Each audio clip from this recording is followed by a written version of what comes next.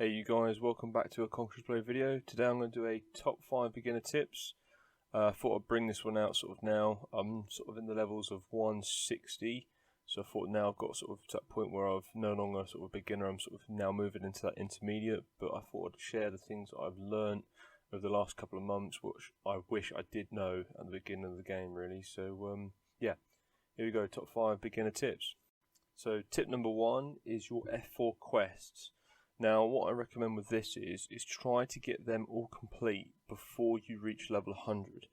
Now I say that because once you get to level 100 you're going to find it a little bit harder on the last few F4 quests that you have to get done, whereas if you manage to get them before you're level 100 you've still got the AI battles that you can use to sort of finish them off.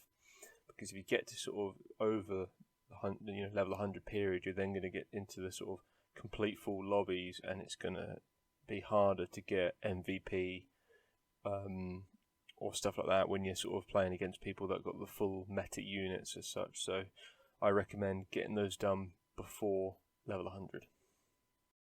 Now moving on to tip number 2, unit medals. Now I recommend with this is having as many of these as you can. Don't spend them at all.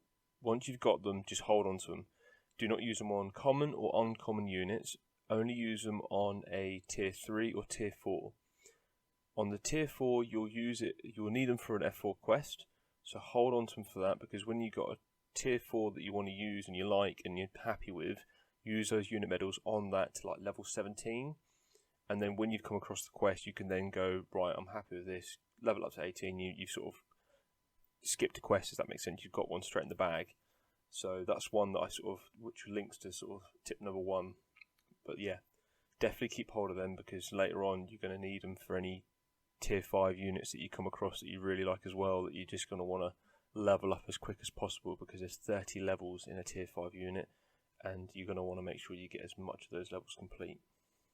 Just an additional thing with this as well is, if you level up a tier 3 unit, such as Prefecture Guards or Pike Militar, if you max them out, if you use them in a siege battle or anywhere you use them, I definitely recommend doing something like that, because the XP you gain from that goes into your shared XP, so that can then be transferred into skipping levels with your other units as such that are not at max level. So I definitely recommend either getting a tier 3 straight away maxed out, or just holding on to them for a tier 4 unit to then max that one out that you're going to constantly use for a long time. So I definitely recommend that as well.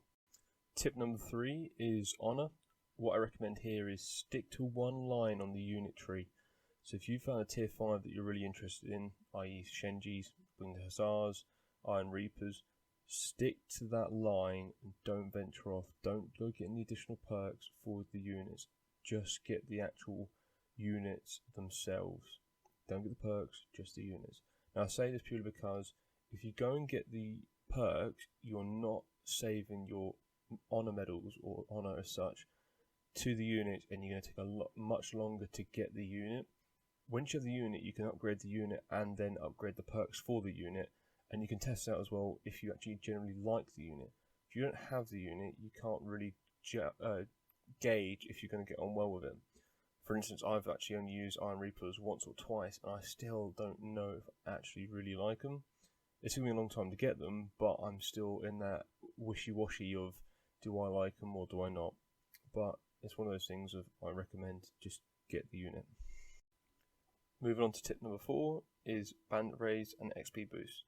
Best thing to do to level your units is put an XP boost on and basically go into all the Bandit Raids you can possibly get into, and just keep doing that. That is the best way to level up your unit. If there's a unit you find you like and you want to work on it, go for Bandit Raids. Now this is the quickest way it's going to get your unit to its max level.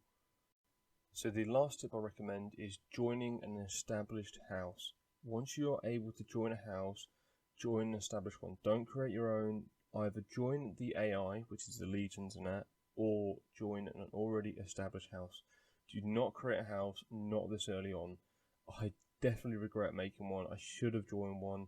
I should have gone in and gone, right, I'll play the game a bit more under territory wars with people that have played this for years. no, I didn't do that, and I do regret it a bit, because I've sort of now left myself in a bit of a situation where it's like I don't want to lose my house. However, I just still don't have the experience as such with territory wars to do really any impact, and I haven't got the people to help me out. So I'm in a bit of a grind here to try and, one, collect people, and two, it's just going to take too much time. But definitely join a house. You know, try out working with a house, because people in those houses are going to help you more than probably what any YouTuber can do, or anyone that can give you advice. The house members are going to do that for you. They're going to be able to go into games with you. They're going to be able to tell you so much stuff that you need to know. The community is great for that. They will help you out so much with that sort of thing. But best thing to do is join an established house already. So there you go. That's my top 5 beginner tips. Now I do have some additional tips that you may require. Some insight on leadership, some on a few tricks that I've picked up as well through Imprava, being those that you can use the same sort of control system that you use for moving a siege tower to actually send units back to a supply point. But more details on that on a different video. If you check that out now, that'll be in one of the top corners there, and you can sort of click that to go to that next video. But other than that, guys, thank you for watching on that, and hopefully see you in the next one. Bye.